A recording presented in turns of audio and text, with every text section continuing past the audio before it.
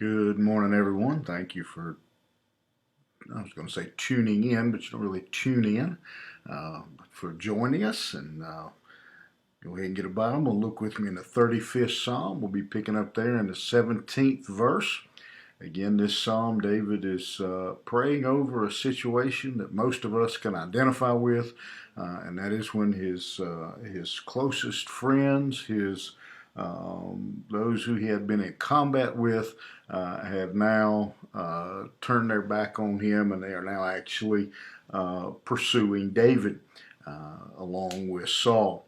And so David is crying out to the Lord, and he's going to again, he's kind of showing us sort of how he handled it, and there's some things maybe that we see in this psalm that are maybe examples of what not to do. But here, I think, as we pick up in the 17th verse, we're going to see that David, he's getting a little tired of this. He's getting a little frustrated, and he's frustrated at his friends, maybe even frustrated a little bit with the Lord himself, that he has allowed this to go on. And so he asked God, I think, a question that many of us can identify with: Lord, how long will you look on? How long are you going to allow this to happen, to continue? How long will you continue before, as he goes on, it says, rescue my soul from their destructions, my darling from the lions? How long, Lord, are you going to sit back and allow me to be attacked and persecuted by Saul and his soldiers? And so he is going to here kind of lay out some reasons why God should spare him, why God should be intervening in this case. He says, I will give you thanks in the great congregation. I will praise thee among the people. And so David is saying that, the longer this goes on, the more this is happening. He says, these people are destroying me. You need to step in and rescue my soul. You need to rescue my name. David's name was being uh, uh, damaged and ruined by all this time. He says, it just appears, let them not, in verse 18, that let not them that are mine enemies wrongfully rejoice over me, neither let them wink with the eye that hate me without a cause. And so David is, he's just saying to the Lord, in this, Lord, rescue me. In verse 17, I'll give you thanks.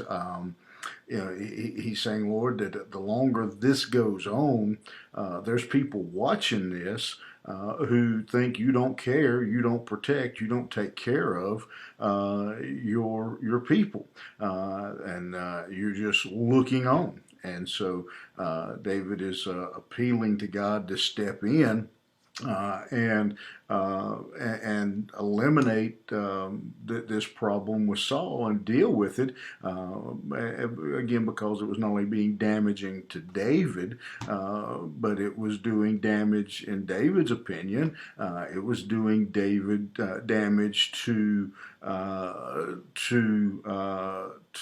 God's reputation himself. You'll notice here one change. You'll notice in verse 17, you'll see the word Lord, but as I've pointed out several times, the word Lord being all capital letters, being Jehovah.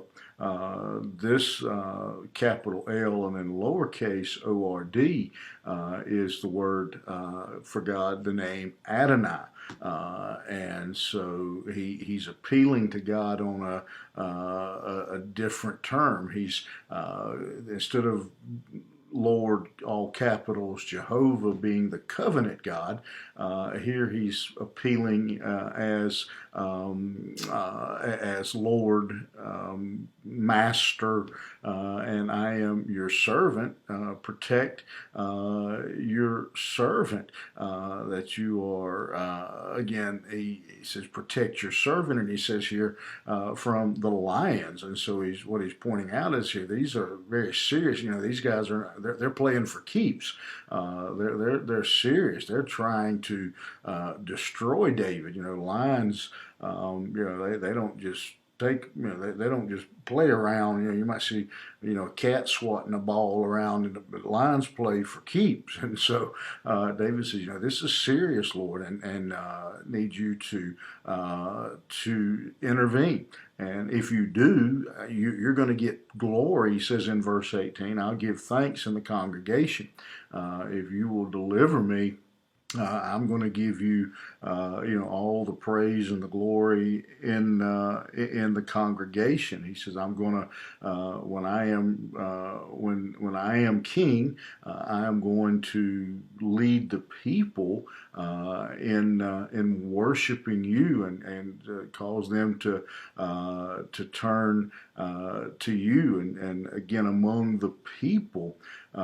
He says, and he goes on, he said, let them, not them that are mine enemies, wrongfully rejoice over me, neither let them wink with the eye that hate me without a cause. David reminds God here that all of this is unnecessary, that he was innocent of the charges, that he had done nothing to Saul, that he hadn't tried to overthrow Saul, and he'd been a good servant of Saul, and now he says here, this wrongfully rejoice. Let them wink the eye at me. What he's saying is that they're laughing at me, they're ridiculing me for my situation, for something that I didn't do.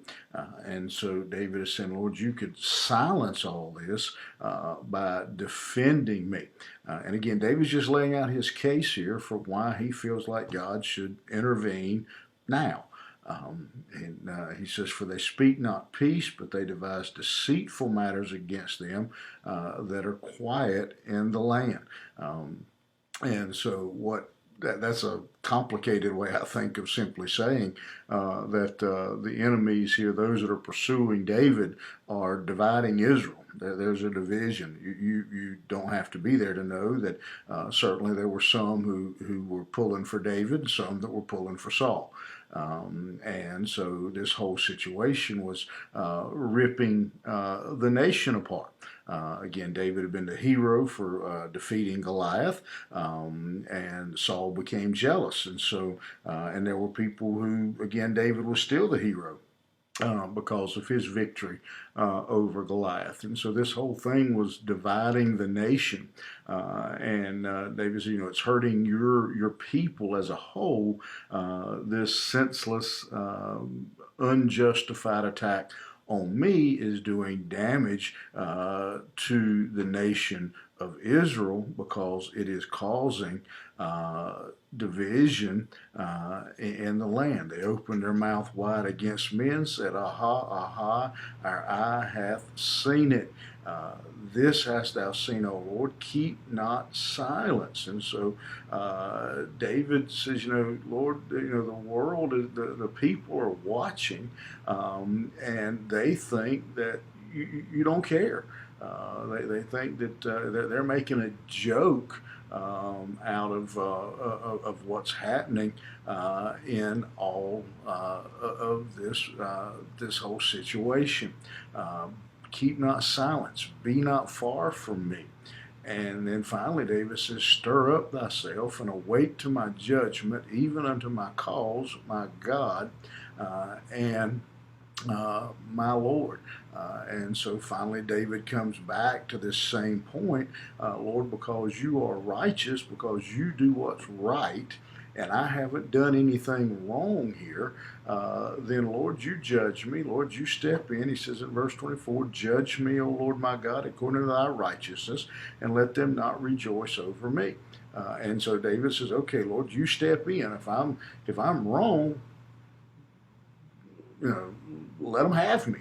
But I'm not wrong. And so, Lord, because I'm innocent, you should intervene, and you should protect me. And David was just, extremely bothered by the fact. David was a very proud man, though, and he was extremely bothered by the fact that there were people laughing and ridiculing him for doing what was right. He hadn't done anything wrong. They were mocking him. They were ridiculing God, and this bothered David. And if we don't learn anything else from this particular section of this psalm, one of the great lessons is if you look at it, David's pretty much he's really blunt with God here. And one of the lessons I think that we need to take from this psalm is just that we can go to God with our burdens. We can go to Him with our emotions. We can God knows how we feel anyway, and so we can speak and we can speak openly and cry out to the Lord. And I think honestly that's probably one of the greatest lessons of the whole book of Psalms is that God's okay with emotion. That He is again He's all right with it. Now again, there's a line to walk. God is still God, and we're still the servant. And we still approach Him humbly and reverently, but we can be honest. And David in this psalm, I think, if we don't hear anything else, we again sometimes we don't know what to say, and sometimes that causes us not to pray. This psalm and many others teach us that we just pour out our heart to our Lord, just as a good father, good mother would listen to their child who was pouring out their emotions. Again, there's a way to approach a parent. They're still the parent, but a good parent is going to listen to their child when they're emotional and they're not going to be upset. And certainly, God cares enough about us, and He's a good enough Father. He's as the song says, a good Father. Who will listen to our burdens and hear our needs, and allows us to come to Him with our broke hearts and with our questions and with our fears, and that we can go before Him, as the New Testament says, that we can go boldly before Him. And remember this, that God loves us. If you're a child of God, He loves you more than your mind can possibly ever understand. And He's a big God, and He can take your burdens and wants to take your burdens and wants to walk with you. And so today I hope that helps you. I'm not sure who's going through what today. But just remember that if you don't learn anything else from these verses today, you can go to God, and you can bear your burdens to Him, and you can bear your heart and your emotions before our God, because He is a good God who loves us and cares for us in all that we do. All right, hope that helps you today. Have a great day, and we'll see you back here tomorrow morning.